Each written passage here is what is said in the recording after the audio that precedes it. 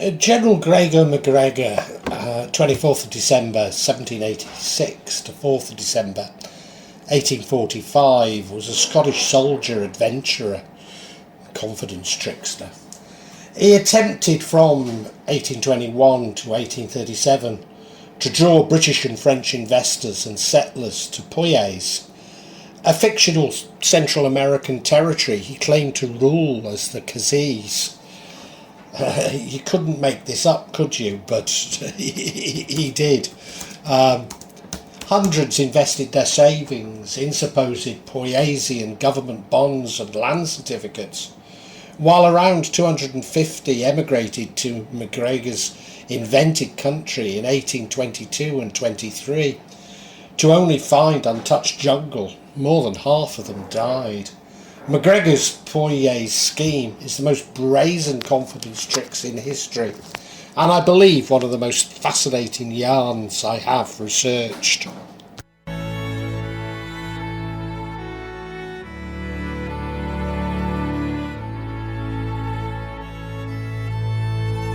Gregor MacGregor was born in 1786 at his family's ancestral home in Stirlingshire.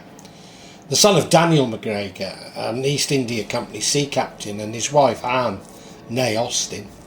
The family was Roman Catholic and part of Clan Gregor, whose prescription by King James VI in 1604 had only been repealed in 1774. The MacGregors had been legally ostracised and forbidden to use their own surname.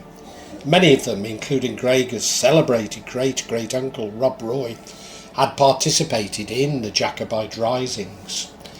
Gregor's grandfather, also called Gregor, served with distinction in the British Army under the surname Drummond and played an important role in the clan's restoration and rehabilitation into society. After his father's death in 1794, he and his two sisters were raised primarily by his mother with the help of various relatives. MacGregor would in later life claim to have studied at the University of Edinburgh between 1802 and 1803, but records of this do not survive.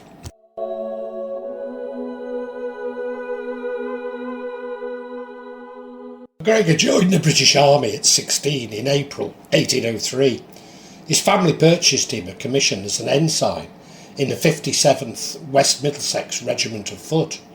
MacGregor's commission coincided with the start of the Napoleonic Wars. Southern England was fortified to defend against a possible French invasion. The 57th Foot was at Ashford, Kent. In February 1804, after less than a year in training, MacGregor was promoted without purchase to lieutenant, an advancement that usually took up to 3 years. Later that year, after MacGregor had spent some time in Guernsey with the regiment's 1st Battalion, the 57th Foot was posted to Gibraltar. MacGregor was introduced to Maria Bowater, a daughter of a Royal Naval Admiral, around 1804. Maria commanded a substantial dowry, and apart from her now deceased father, was related to two generals, a member of Parliament, and a botanist, Aylmer Bourke Lambert. Gregor and Maria married at St Margaret's Church, Westminster, in June 1805 and set up home in London. 2 months later, having rejoined the 57th Foot in Gibraltar, MacGregor bought the rank of captain for about £900, choosing not to wait the 7 years such a promotion might take without purchase. The 57th Foot remained in Gibraltar between 1805 and 1809.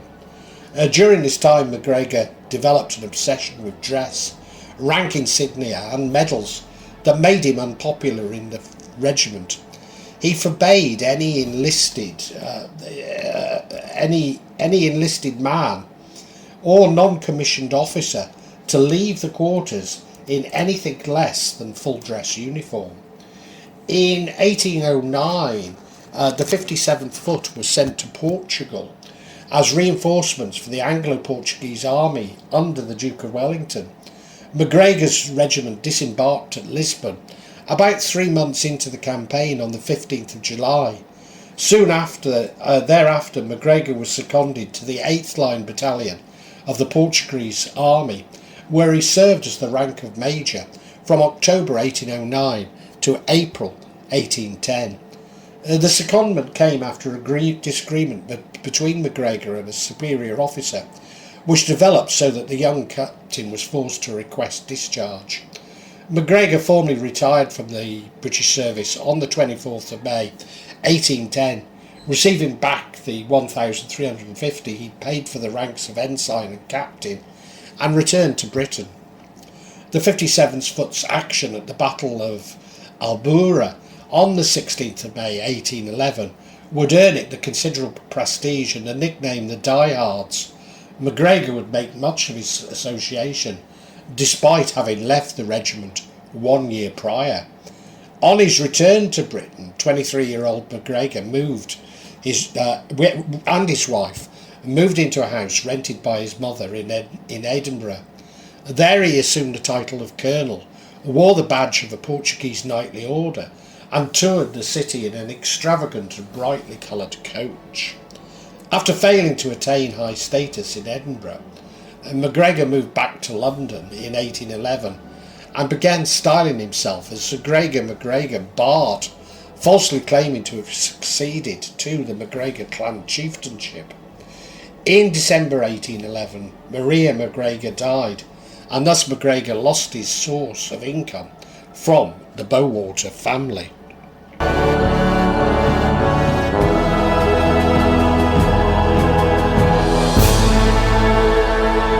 MacGregor's interest was aroused by the colonial revolts against the Spanish rule in Latin America, and particularly Venezuela, with the Venezuelan War of Independence.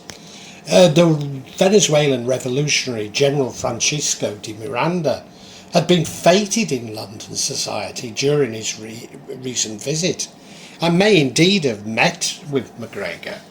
MacGregor formed an idea that exotic adventures in Latin America might earn him similar celebrity on his homecoming.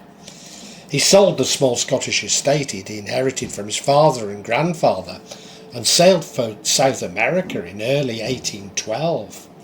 On the way he stopped in Jamaica, where he attempted to settle amongst the planters and traders, but having no introductory letters to that place, he was not received into society. After a comfortable stay in Kingston, he sailed for Venezuela and disembarked there in April 1812. MacGregor arrived in the Venezuelan capital Caracas a fortnight after much of the city had been destroyed by an earthquake. With swathes of the country under the control of advancing royalist armies, the revolutionary government was losing support and starting to fracture. MacGregor dropped his pretended Scottish baronetcy, reasoning that it might undermine his republican credentials he hoped to establish, but continued to style himself as Sir Gregor on the basis that he claimed, a knight of the Portuguese Order of Christ. He offered his services directly to Miranda in Caracas. As a former British Army officer from the famous Diehards, no less, he was received with alacrity and given command of a cavalry battalion with the rank of colonel.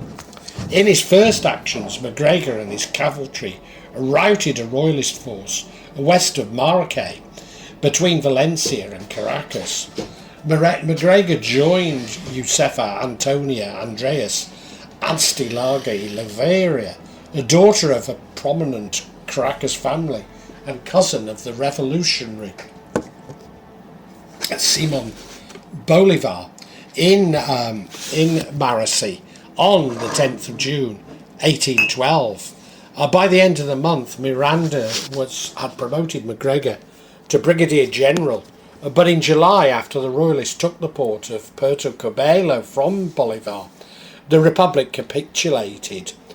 In the chaos that ensued, Miranda was captured by the Spanish, while remnants of the Republican leadership, including MacGregor with Josefa Rintol, were evacuated to the Dutch island of Caraco. Bolivar joined them there later in the year. With Miranda imprisoned in Spain, Bolivar emerged as the new leader of the Venezuelan independence movement. He resolved that they would have some time to prepare before returning to the mainland. Growing bored in Caraco, MacGregor decided to offer his services to General Antonio Narino's Republican armies in Venezuela's western neighbour, New Granada. He escorted Josefa to lodgings in Jamaica, then travelled to Narino's base in Tunwa in the eastern Andes.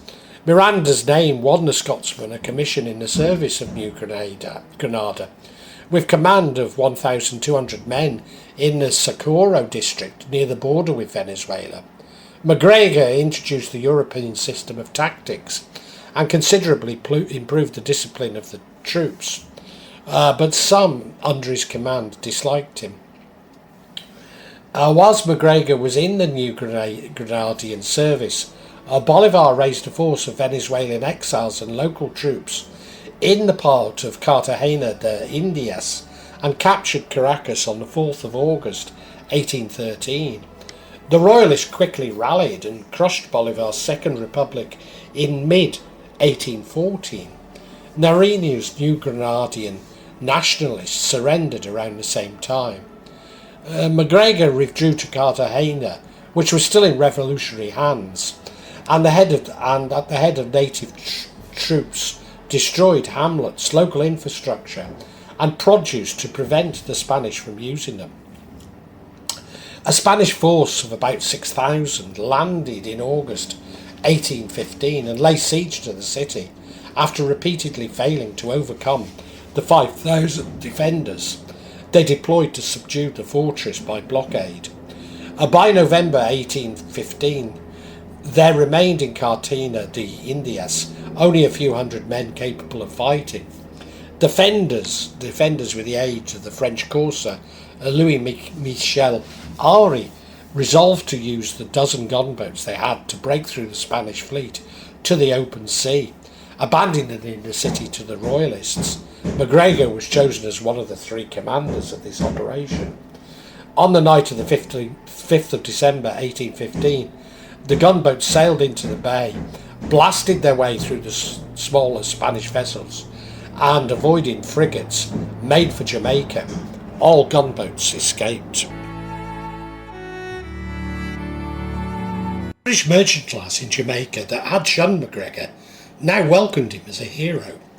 Around New Year 1816, MacGregor and his wife made their way to Santo Domingo, the Dominican Republic now, where Bolivar was raising a new army.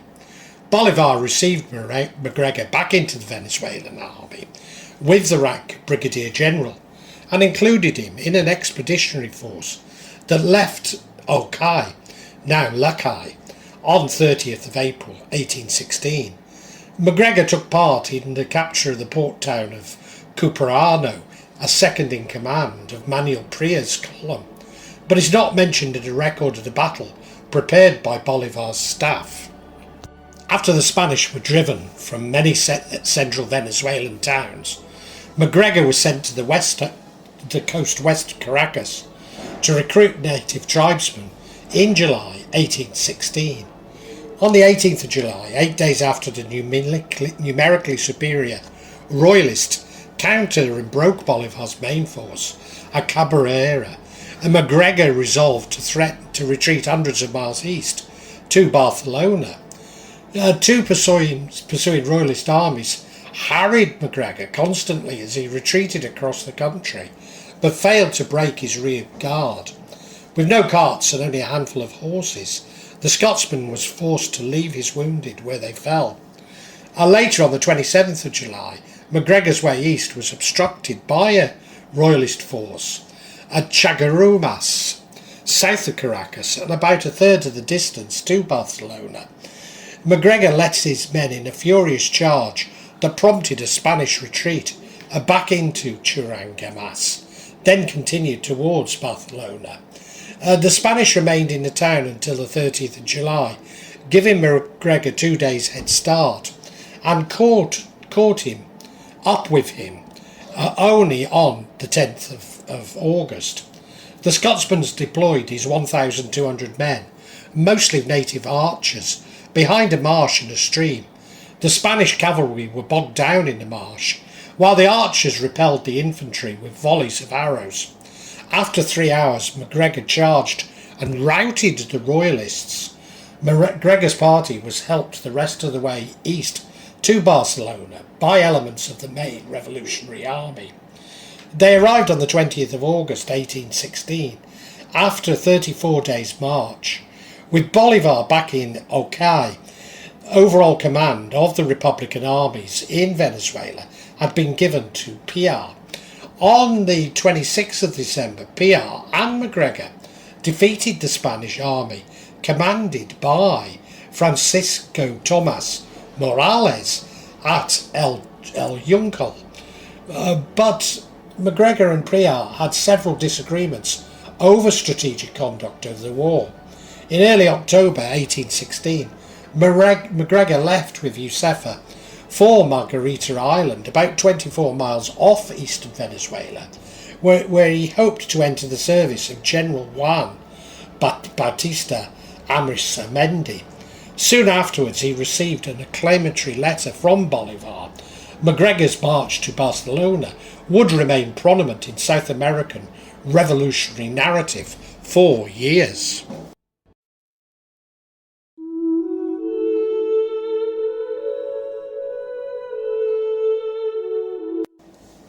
Arizmendi suggested to MacGregor that capturing one of the ports in Florida, which were then Spanish colonies, might provide an excellent springboard for Republican operations elsewhere in Latin America. MacGregor liked the idea, and after an aborted attempt to recruit in Haiti, sailed with Josefa to the United States to raise money and volunteers. Soon after he left in early 1817, a further congratulatory letter arrived in Margarita from Bolivar, promoting MacGregor to divisional general, awarded him the Orden dos Libertadores, and asking him to return to Venezuela. MacGregor remained ignorant of this for 2 years. On the 31st of March 1817 in Philadelphia, MacGregor received a document from Lino de Clemente, Pedro Gall and Martin Thompson, each of whom claimed to speak for one or more of the Latin American republics. They called themselves the deputies of Free America and called upon MacGregor to take possession of the Floridas as soon as possible. Florida's proposed fate was not specified. MacGregor presumed that the Floridians would seek US annexation, as they were mostly of non-Spanish origin, and the US would quickly comply. He thus expected to at least covert support from the US government. MacGregor raised several hundred armed men for this enterprise in the mid-Atlantic states, South Carolina and particularly Savannah, Georgia. He also raised $160,000 by the sale of scrips to investors, promising them fertile acres in Florida or their money back in interest. He determined to first attack Ferrandina, a small settlement with a fine harbour at the very northern tip of Amelia Island, which contained about 40% of East Florida's population. He expected little or no resistance from the tiny Spanish garrison there. MacGregor left Charleston in a ship with fewer than 80 men, mostly US citizens. He held the landing party personally on 29th of June 1817. The Spanish commander at Fort San Carlos, with 52 men and several cannon, vastly overestimated the size of MacGregor's force and surrendered without either side firing a shot. Few of Amelia's residents came out to support MacGregor, but at the same time there was little resistance. Mostly simply left for mainland Florida or Georgia. MacGregor raised the flag showing a green cross with a white field of the Green Cross of Florida, and issued proclamations on 30th of June urging the island's inhabitants to return and support him. This was largely ignored, as a second proclamation in which MacGregor congratulated his men on their victory and exhorted them free to the whole of the Floridas from tyranny and oppression. MacGregor announced a Republic of the Floridas under the government headed by himself. He attempted to tax the local pirates' booty at an Admiralty Court and tried to raise money by seizing and selling dozens of slaves found on the island. But morale among his troops plummeted when he prohibited looting. Most of his recruits were still in the US. American authorities prevented most of them from leaving port, and MacGregor was only able to muster only 200 on Amelia. His officers clamoured for an invasion of mainland Florida, but he insisted he did not have enough men, arms or supplies. 18 men were sent to a reconnoitre around St. Augustine in late July 1817, were variously killed, wounded or captured by the Spanish. Discipline disintegrated amongst MacGregor's troops, who were first paid in Amelia dollars that he had printed, and later not at all. The Spanish forces congregated on the mainland opposite Amelia, and MacGregor and most of his officers decided on the 3rd of September 1817 that the situation was hopeless and that they would abandon the venture. MacGregor announced to the men that he was leaving, turning over command to one of his subordinates, a former Pennsylvania congressman named Jared Irwin, and he boarded the Morgania with his wife on 4th of September 1817. 2 weeks later, the MacGregors arrived in Nassau in the Bahamas, where he arranged to have commemorative medallions struck bearing the Green Cross motive and the Latin inscription Aemilia Veni Vidi Vici and Duce MacGregio Libertas Floridium. He made no attempt to repay those who funded the Amelia expedition. Irwin's troops defeated 2 Spanish assaults and were then joined by 300 men under Louis Michel Ari, who held Amelia for 3 months before surrendering to American forces, who held the island in trust for Spain until the Florida Purchase in 1819.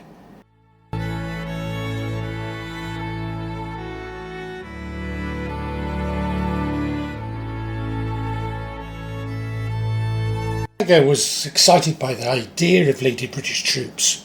After years in command of colonial tribesmen and miscellaneous adventurers, he sailed home with Josefa and Gregorio and landed in Dublin on 21st of September 1818, and from there he made his way back to London. The Third Venezuelan Republic's envoy in the British capital borrowed £1,000 for MacGregor to engage and transport British troops for service in Venezuela, but he squandered these funds within a few weeks. A London financier, an old friend of MacGregor's, called Thomas Newt, took responsibility for the envoy's debt on the condition that the general instead take troops to New Granada. MacGregor funded his expedition through sale of commissions at rates cheaper than those offered by the British Army, and assembled enlisted men through a network of recruiters across the British Isles, offering volunteers huge financial incentives. MacGregor sailed for South America on the 8th of November 1818 aboard a former Royal Naval brigantine renamed the Hero. 50 officers and over 500 troops, many of them Irish, followed the next month. They were critically under-equipped, having virtually no arms nor munitions. The men came close to mutiny at Poyais in February 1819, but MacGregor failed to produce the $80 silver per man on arrival promised by his recruiters. MacGregor persuaded South American merchants in Haiti to support him with funds, weapons and ammunition, but then sailed off for the island of San Andre, off the Spanish-controlled Isthmus of Panama, only on the 10th of March. Going first to Jamaica to arrange accommodation for Josefa and Gregoria, He joined his troops at San Andreas on the 4th of April. The delay had led to renewed dissension in the ranks that the standing commander, Colonel William Rafter, had difficulty containing.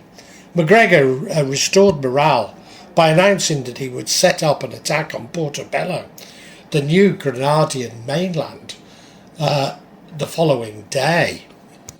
Colonel Rafter disembarked with 200 men near Portobello on the 9th of April, outflanked a roughly equal force of Spanish defenders during the night, and marched into Portobello without a fight on the 10th of April. MacGregor, watching from one of his ships with Woodbine, to whom he had given the rank of colonel, quickly came ashore as he sighted Rafter's signal of victory. Rafter urged MacGregor to march on Panama City, but MacGregor devoted most of his attention to the particulars of new chivalric orders of his design, the emblem of which would be a green cross. The troops began mutinous again after more promised money failed to materialise. MacGregor eventually paid each man $20, but this did little to restore discipline. The lack of patrolling by MacGregor's troops allowed the Spanish to march straight into Portobello early on the 30th of April 1819. MacGregor was still in bed when the Spanish found his riflemen drilling in the main square and opened fire. Awoken by the noise, MacGregor threw his bed and blankets from the window onto the beach below and jumped onto them, then attempted to paddle out to his ships on a log. He passed out and would probably have drowned had he not been picked up and brought aboard the hero by one of his naval officers. MacGregor would claim that on regaining consciousness he immediately raised his standard over the hero, then dispatched runners to Rafter, ordering him not to surrender. The version of events favoured by Sinclair is that Rafter received orders to this effect only after he had contacted MacGregor on the hero. Rafter in the fort with 200 men kept up a steady barrage and waited for his commander to fire on the royalists from the ships, but to the colonel's astonishment, MacGregor insisted his fleet turn about and made for the high seas. Abandoned, Colonel Rafter and the remnants of MacGregor's army had no choice but to surrender, and most of the surviving officers and troops entered miserable existences in captivity. Rafter was ultimately shot with 11 other officers for conspiring to escape.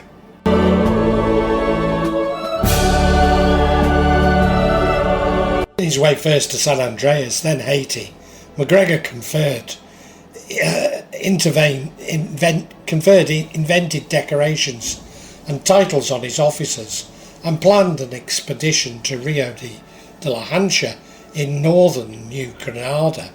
He briefly delayed in Haiti by falling out with a naval commander, an officer called Hudson.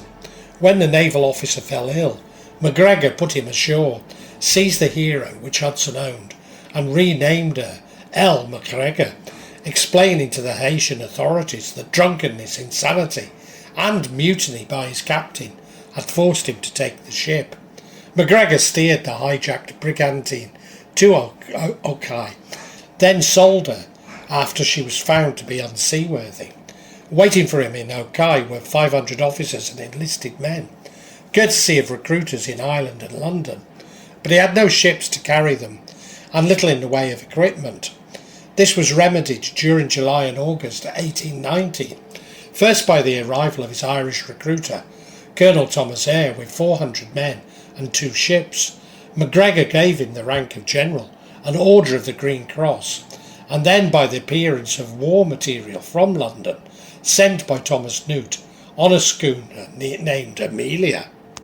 MacGregor bombastically announced his intention to liberate New Granada, but then hesitated. The lack of rations or pay for weeks prompted most of the British volunteers to go home. MacGregor's force, which had comprised of 90 men at its peak, including officers, had dwindled to no more than 250 by the time he directed the Amelia and 2 other vessels to Rio de la Hacha on the 29th of September 1819. His remaining officers, including Lieutenant Colonel Michael Rafter, whom had bought a commission with the hope of rescuing his brother, William. After being driven from Rio de la Ancha, MacGregor ordered a night landing west of the town and said that he would take command once the troops were ashore. Lieutenant Colonel William Northcote led the men onto the beach and waited there 2 hours for MacGregor to arrive, but the general failed to appear. Attacked by a larger Spanish force, Northcote countered and captured the town. MacGregor still refused to leave the ships, convinced that the flag flying over the fort must be a trick. Even when Northcote rowed out to tell him to come to the port, MacGregor would not step ashore for over a day. Evans was largely, as they had done earlier that year at Portobello. MacGregor abstained from his command in all but name, and the troops descended in a state of confused drunkenness. General MacGregor displayed so palatable a want of the requisite qualities which should distinguish a commander of such an expedition. As the Spanish forces gathered around the town, Northcote and Rafter decided the situation was hopeless and left on a captured Spanish schooner on the 10th of October 1819, taking with them 5 officers and 27 soldiers and sailors. MacGregor convened his remaining officers the next day and, giving them promotions and Green Cross decorations, exhorted them to help him lead the defence. Immediately afterwards he went to the port, ostensibly to escort Eyre's wife and 2 children to safety on a ship. After putting the Eyres on the Lovely Marne, he boarded the Amelia and ordered the ships out to sea just as the Spanish attacked. General Eyre and his troops left behind were all killed. MacGregor reached Okai to find news of his latest debacle and preceded him, and he was shunned. A friend in Jamaica, Thomas Hickson, informed him through letters that Josefa and Gregoria had been evicted, and until Hickson's intervention they'd sought sanctuary in a slave hut. MacGregor was wanted in Jamaica for piracy, and so could not join his family there. He could not go back to Bolivar, who was so outraged by MacGregor's recent conduct that he accused the Scotsman of treason, ordering his death by hanging if he ever set foot on the South American mainland again.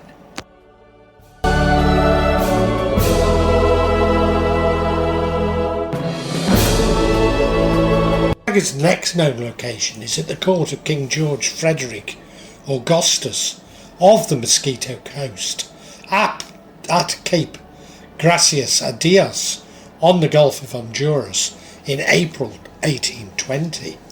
The Mosquito people, descendants of shipwrecked African slaves and indigenous people, shared the historic British antipathy towards the Spanish, towards Spain, and the British authorities in the region had crowned their most powerful chieftains as kings since the 18th century. Britain crowned and protected them simply so they could declare the area to be under the Mosquito sovereignty and thereby obstruct Spanish claims. There had been a modest British settlement on the coast around the Black River and now the Rio Seashore. By the 1820s, all that was left was a small graveyard overgrown by jungle.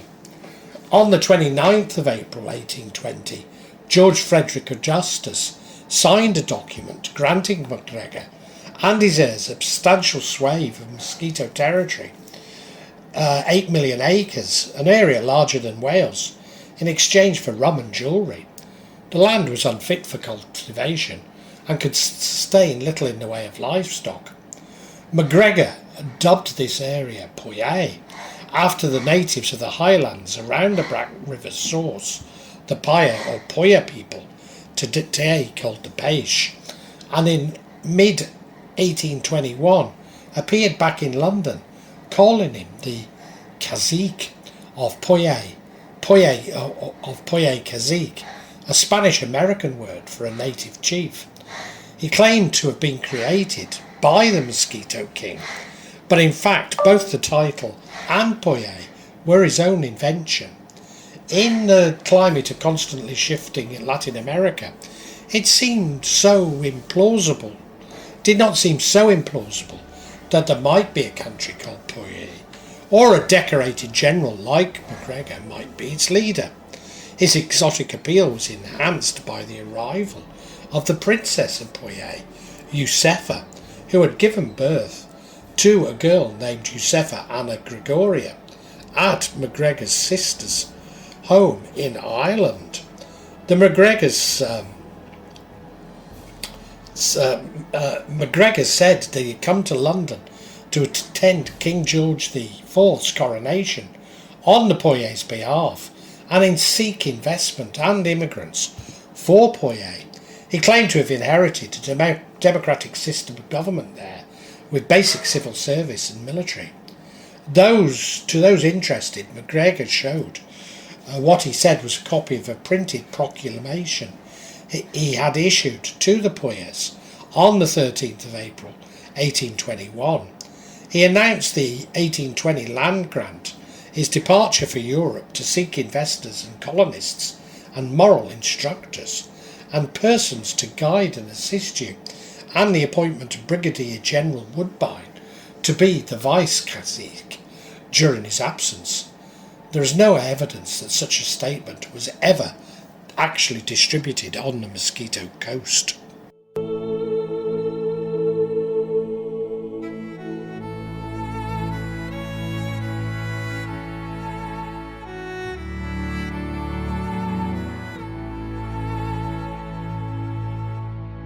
MacGregor devised a tricameral parliament and other convoluted constitutional arrangements for Poyais, drew up commercial and banking mechanisms and designed distinctive uniforms for each regiment of the Poyaisian army. His imaginary country had an honour system, landed titles, a coat of arms, doubly supported by Poyais and the unicorns, and the same green cross flag that he'd used for Florida. By the end of 1821, Major General William John Richardson had not only accepted MacGregor's fantasy, but become an active ally, providing his attractive estate at Oakwood, Wanstead, to the British base of the supposed Poyaisian royal family. MacGregor gave Richardson the Order of the Green Cross, commissioned him into the Poyaisian Royal Regiment of Horse Guards, and appointed him charge d'affaires of the Poyaisian legation at Dowgate Hill in the City of London, the top representative of Poyais in Britain.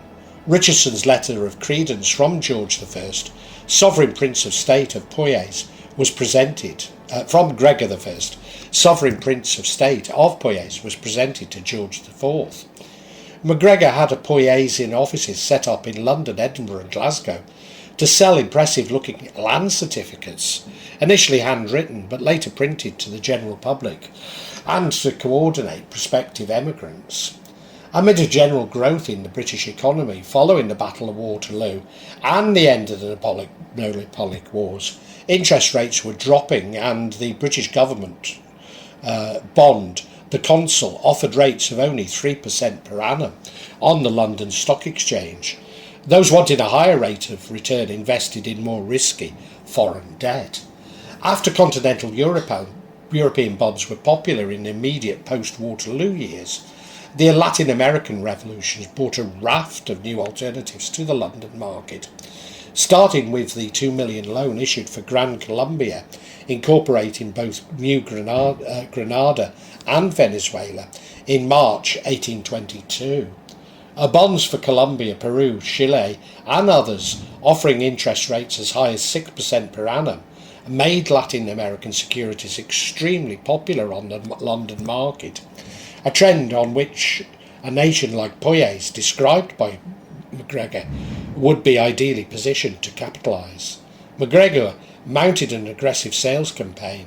He gave interviews in national newspapers, engaged publicists to write advertisements and leaflets, and had Poyais-related ballads sung on the streets of London, Edinburgh and Glasgow.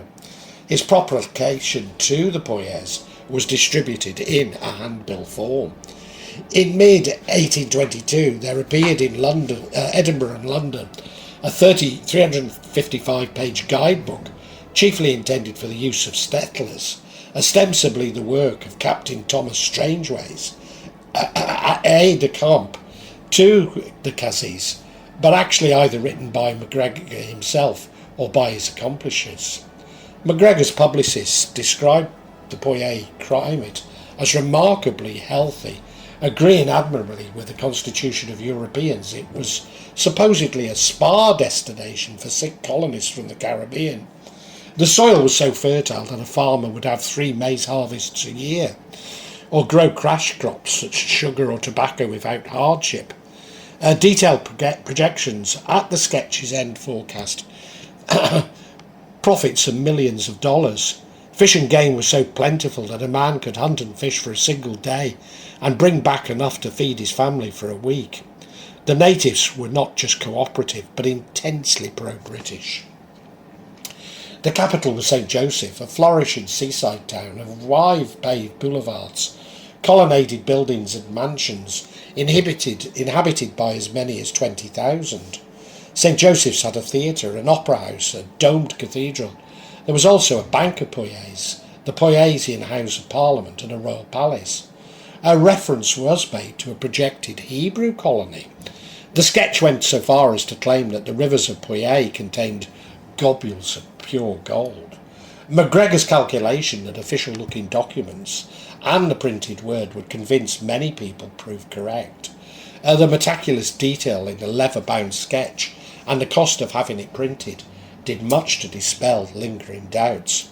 Poyaisian land certificates at 2 shillings and 3 per acre, roughly equivalent to a working man's daily wage at the time, were perceived by many as an attractive investment opportunity.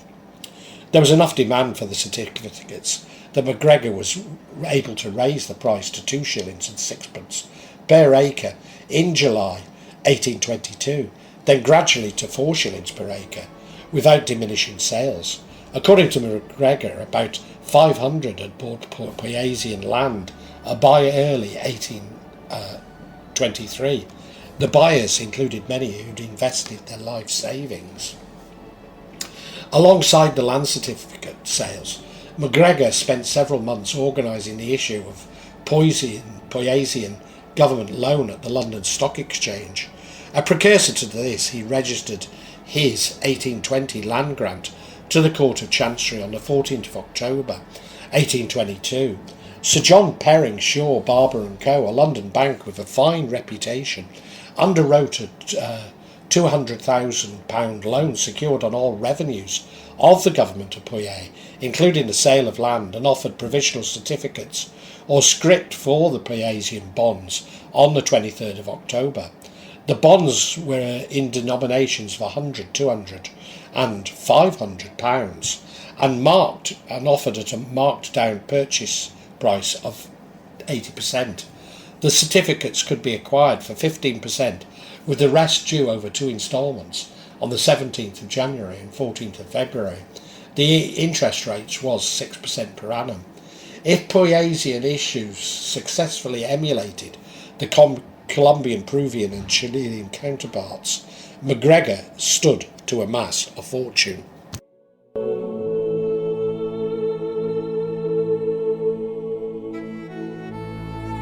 Settlers, MacGregor deliberately targeted his fellow Scots, assuming that they would be more likely to trust him. Their emigration served to reassure potential investors in the Poyaisian bonds and land certificates, firstly that the country was real and that it was being developed and would provide monetary returns. MacGregor told would-be colonists that he wished to see Poyais populated with Scots as they possessed the necessary hardiness and character to develop the new country. Alluding to the rivalry with England and the Darien episode, an ill-fated Scottish attempt to colonise the Isthmus of Panama in 1698, which he stressed had involved a direct ancestor of his, MacGregor suggested that in Poyais they might right this historic wrong and salvage Scottish pride in establishing this Scottish empire. Skilled tradesmen and artisans were promised free passage to Poyais, supplies and lucrative government contracts. Hundreds, mostly Scots, signed up to emigrate, enough to fill 7 ships. They included a City of London banker named Morgan, who was to head the Bank of Poyais, doctors, civil servants, young men whose families had brought them commissions in the Poyaisian army and navy, and an Edinburgh cobbler who accepted the post of official shoemaker to the Princess of Poyais. A piece of paper headed with a coat of arms and the words $1, Bank of Poyais, with smaller writing beneath. MacGregor bartered these worthless notes to his would-be settlers, taking their real British money in exchange. Leadership of the Cazique's first emigration party was given to an ex-British Army officer, Hector Hall, who was commissioned into the Poyaisian 2nd Native Regiment of Foot with the rank of Lieutenant Colonel, and created Baron Tito with a supposed 12,800 estate. Hall would sail with 70 emigrants on the Honduras packet, a vessel MacGregor had encountered in South America. MacGregor saw them off from London on the 10th of September 1822, entrusting them to Morgan 500 Bank of Poyais dollar notes produced by the Bank of Scotland's official printer. The people who bought the land and who had planned to take their savings with them in coin were delighted to exchange their gold for the legal currency of Poyais. The second emigrant ship, the Kennelly Castle, a merchantman docked at Leith, was hired by MacGregor in October 1822 and left Leith on 22nd of January 1823 with almost 200 emigrants aboard. MacGregor again saw the settlers off, coming aboard to see that they were well quartered, and to their delight he announced that since this was their maiden emigrant voyage from Scotland to Poyais, all women and children would sail free of charge.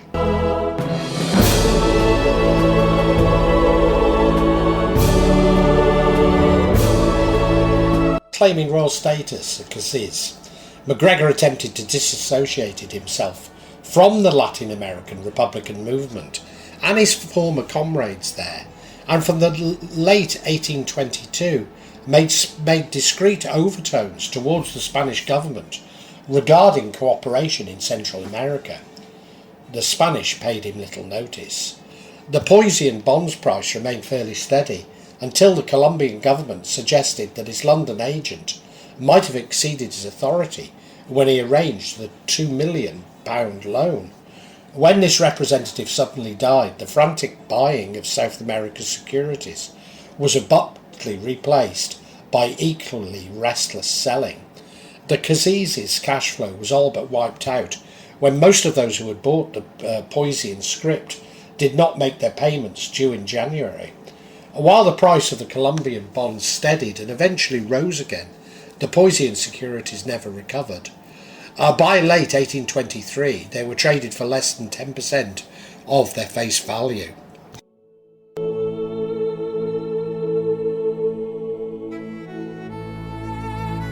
Honduras packet reached the Black River in November 1822. The emigrants set up camp on the shores, assuming that the Poyaisian authorities would soon contact them. They sent numerous search parties, one guided by natives who recognised his name St. Joseph, found some long-forgotten foundations and rubble. Hall quickly came to the private conclusion that MacGregor must have duped them, but reasoned that announcing such concerns prematurely would only demoralise the party and cause chaos. A few weeks after their arrival, the captain of the Honduras packet abruptly and unilaterally sailed away amid a fierce storm. The emigrants found themselves alone, comforting the settlers with vague assurances that the Poyaisian government would find them if they just stayed where they were. Hall set out for Cap Gracia ad Dios, hoping to make contact with the Mosquito King or find another ship. Most of the emigrants found it impossible to believe that the Caziques had deliberately misled them, and posited the blame must lie elsewhere, or that there must have been some terrible misunderstanding. without proper food and water and a failure to take the requisite sanitary precautions, brought on imminent fever and dysentery. Most of the sufferers lay on the ground without other protection from the sun and the rain than a few leaves and branches thrown across some sticks. Many were so weak as to be unable to control to the woods for the common offices of nature. The second colonists disembarked from the Kennersley Castle in late March 1823. Their optimism was quickly extinguished. Hall returned in April with disheartening news. He found no ship that could help, and far from considering them any responsibility of his, King George Frederick Augustus had not even been aware of their presence. The Kennersley Castle having sailed, MacGregor's victims could count on no assistance in the near future. The emigrants had brought ample provisions with them, including medicines, and had 2 doctors amongst them, so they were not in total hopeless situation. But apart from Hall, none of the military officers, government officials or civil servants appointed by MacGregor made any serious attempt to organise a party. Hall returned to Cap Gracias and Dios several times to seek help. The settlers became increasingly disgruntled, particularly when Hall refused to pay the wages promised to those supposedly on Poyaisian government contracts. With the coming of the rainy season, insects infested the camp. Diseases such as malaria and yellow fever took hold, and the emigrants sunk into utter despair. The schooner Mexican Eagle from British Honduras, carrying the chief magistrate of Belize, Marshal Bennett, to the Mosquito King's Court, discovered the settlers in early May 1823. 7 men and 3 children had died, and many more were sick. Bennett informed them that Poyais did not exist, and that he'd never heard of this Cazique they spoke of. He advised them to return with him to British Honduras, as they would surely die if they stayed where they were. The majority preferred to wait for Hall to come back, hopefully with news of passage back to Britain.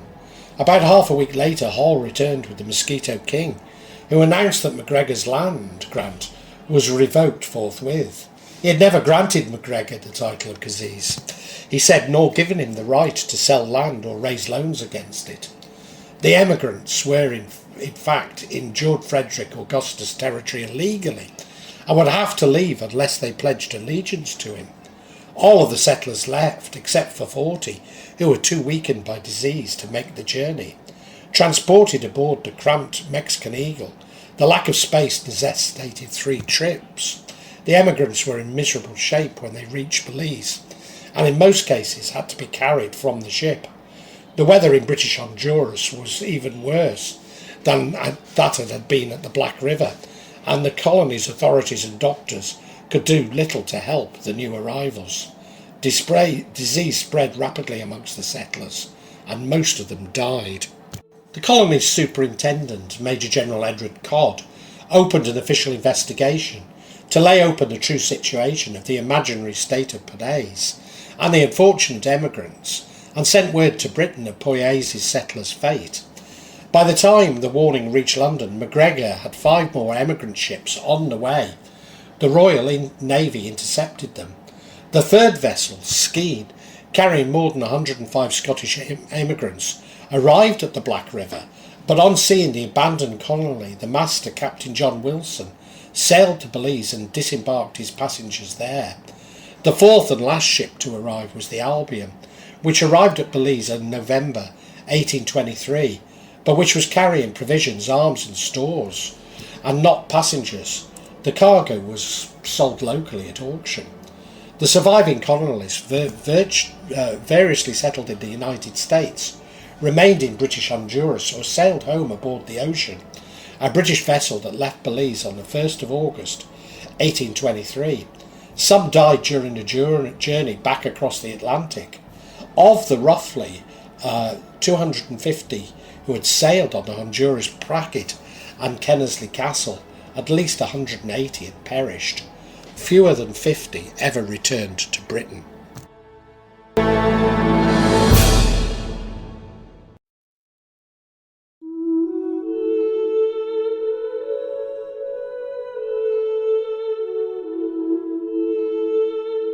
MacGregor left London shortly before the small party of Poyais survivors arrived home on the 12th of October 1823. He told Richardson that he was taking Josefa to winter in Italy for the sake of her health, but in fact his destination was Paris. The London press reported extensively on the Poyais scandal over the following weeks and months, stressing the colonists' travails and charging that MacGregor had orchestrated a massive fraud. 6 of the survivors, including Hastie, who had lost two of his children during the ordeal, claimed that they were misquoted in these articles, and on the 22nd of October signed an affidavit insisting that the blame lay not with MacGregor, but with Hall and the other members of the emigrant party.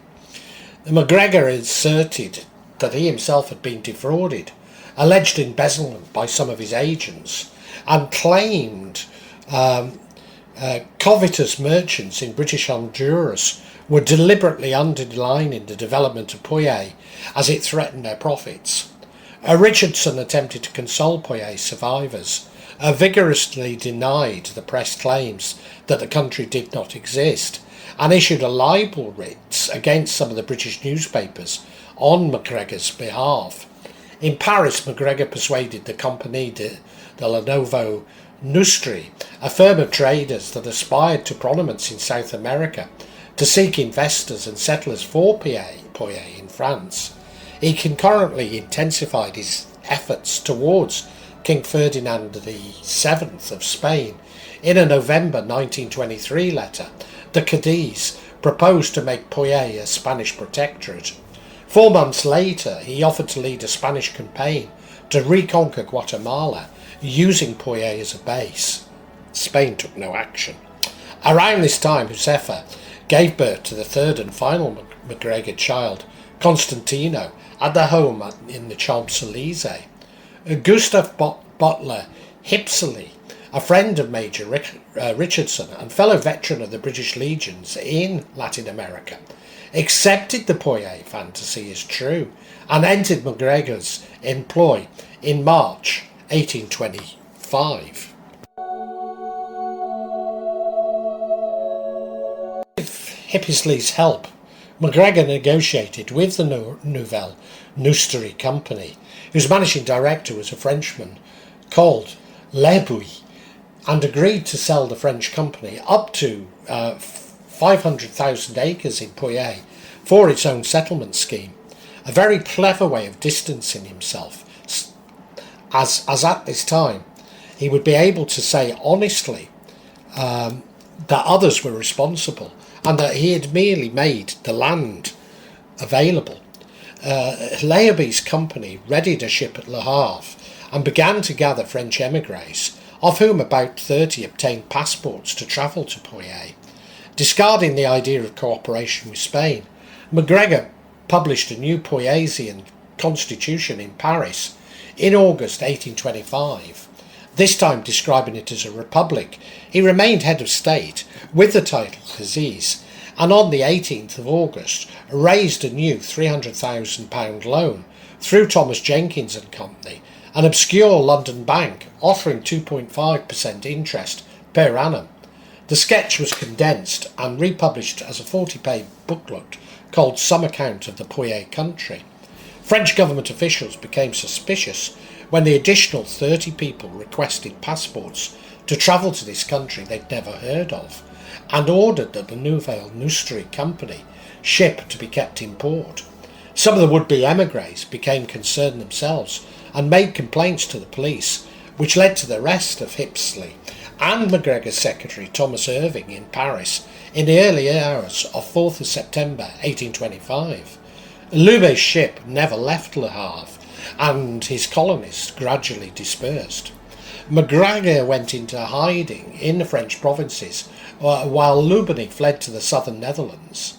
Hipsley and Irving were informed on the 6th of September they were being investigated for conspiracy to defraud and sell tickets to land they did not own. Both insisted they were innocent. They were taken that evening to La Force prison.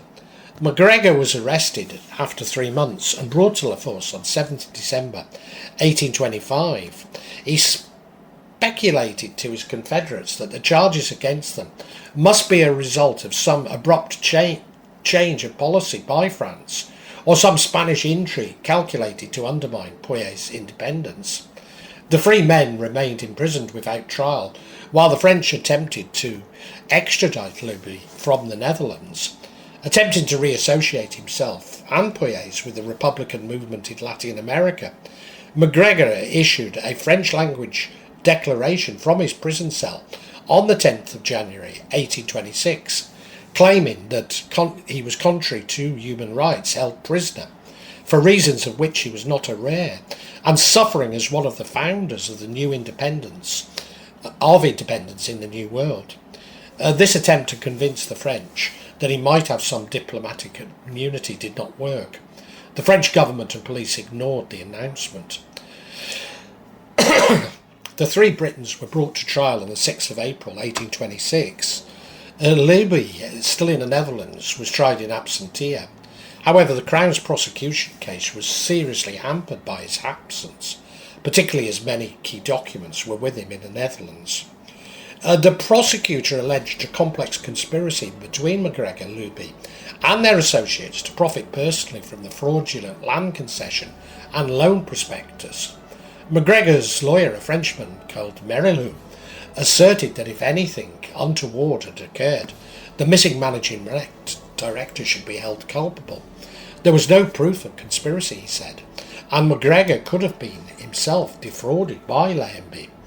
The prosecutor concluded there was insufficient evidence to prove his case, complimented MacGregor for his cooperation with the investigation fairly and openly, and withdrew the charges. The three judges confirmed the defendant's release a full and perfect acquittal. Hipsley would write but a few days later, the French authorities succeeded in having Louis extradited, and the three men learned they would have to stand trial again. The fresh trial, scheduled for the 20th of May, was postponed when the prosecutor announced that he was not ready. The delay gave MacGregor and Merilou time to prepare an elaborate, largely fictional 5,000-word statement purporting to describe the Scotsman's background, activities in the Americas, and total innocence of any endeavour to defraud. When the trial finally began on the 10th of July 1826, Merilou was present not as MacGregor's defence counsel, but as a witness for the prosecution, having been called as such because of his links with the Nouvelle Industrie company. Layenby was convicted of making false representations regarding the sale of shares and sentenced to 13 months' imprisonment, but Cazique was found not guilty on all charges, while the imputations against Hipsley and Irving were stricken from the record.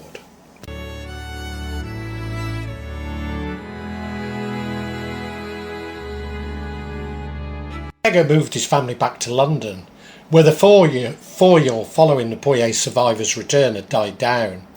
In the midst of a serious economic downturn, some of the investors had subscribed to the £300,000 Poyais loan issued by Thomas Jenkins and Company, apparently believing the assertions of the Cazique's publicists that the previous loans had been defaulted only because of the embezzlement by one of his agents.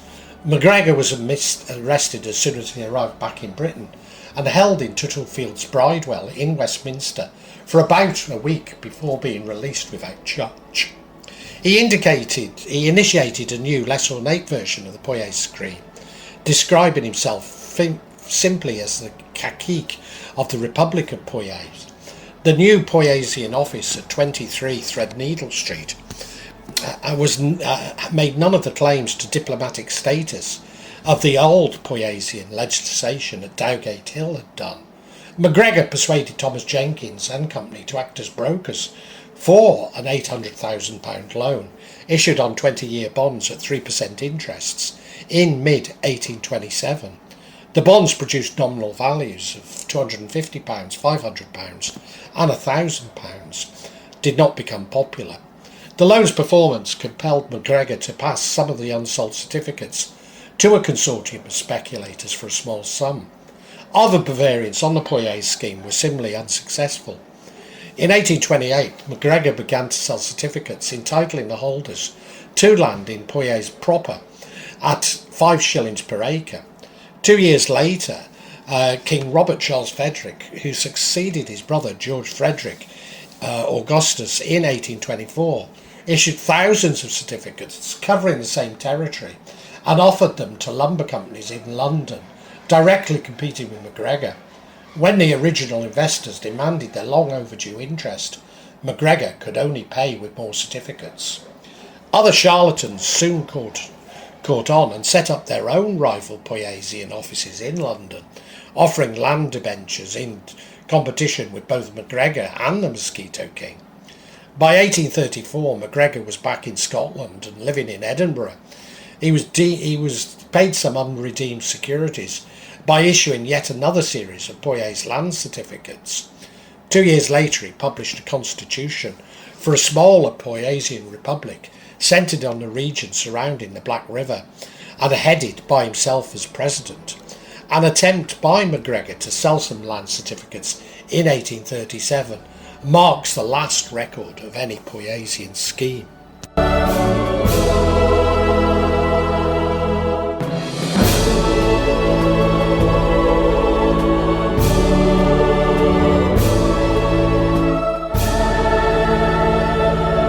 He left for Venezuela, where he resettled in Caracas, and in October 1838 applied for citizenship and restoration of his former rank in the Venezuelan army, with back pay and a pension.